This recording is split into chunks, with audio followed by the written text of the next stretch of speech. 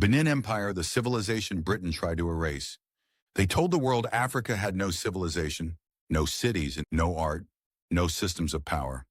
That lie survived for centuries because in 1897, one of Africa's most advanced civilizations was deliberately destroyed, burned to the ground, looted, and erased from history.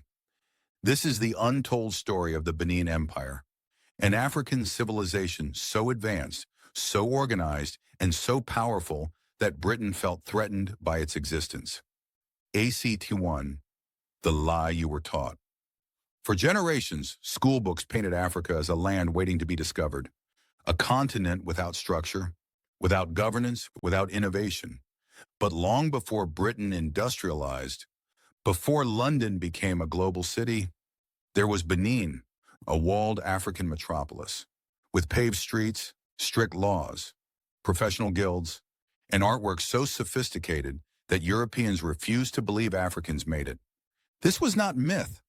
This was Benin.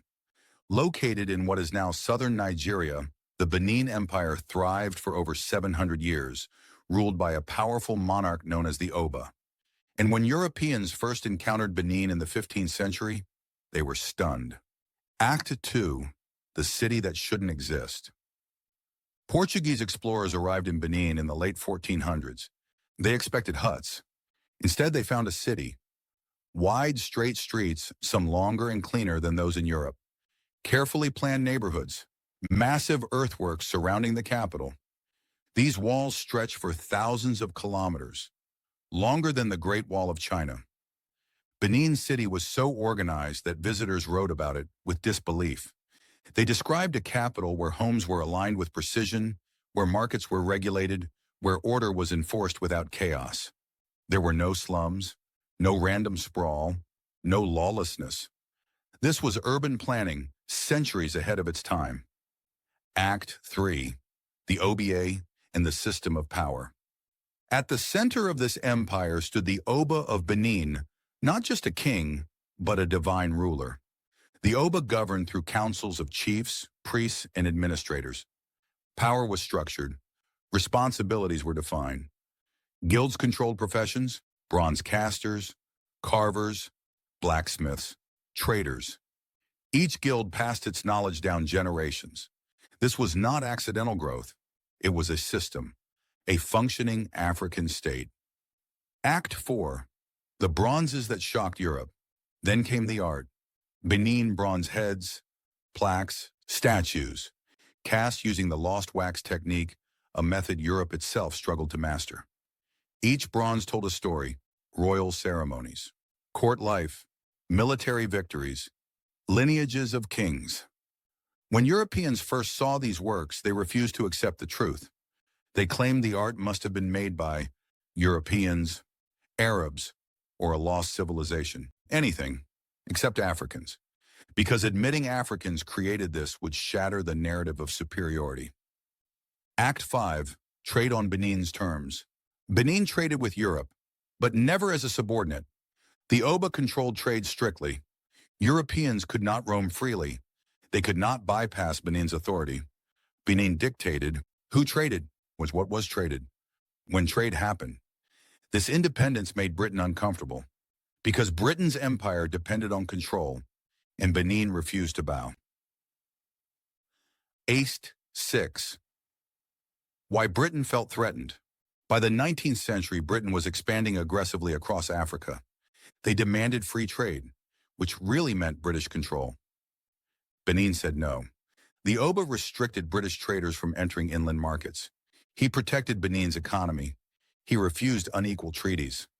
To Britain, Benin became a problem, not because it was weak, but because it was strong.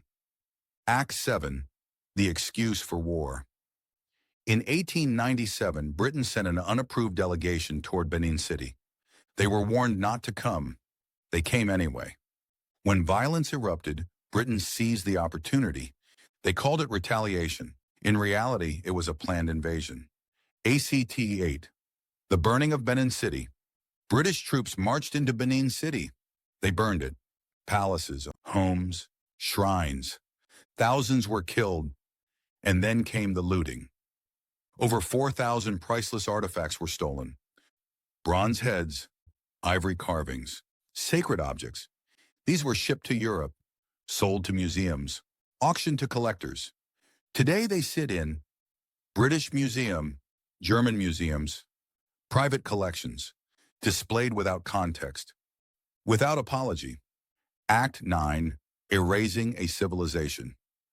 After the destruction, Britain rewrote the story. Benin was reduced to a footnote, its achievements ignored, its history dismissed. The Oba was exiled, the empire dismantled. What remained was silence. Act 10.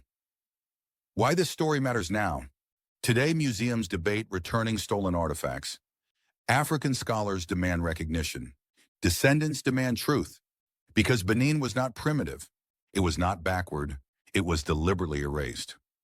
Final reflection.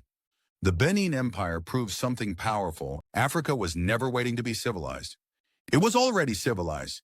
It was organized, innovative, and feared. And that fear is why Benin had to be destroyed. If this story surprised you, angered you, or made you question what you were taught, then you understand why it matters. This is Echoed Tales, because some histories weren't lost. They were silenced.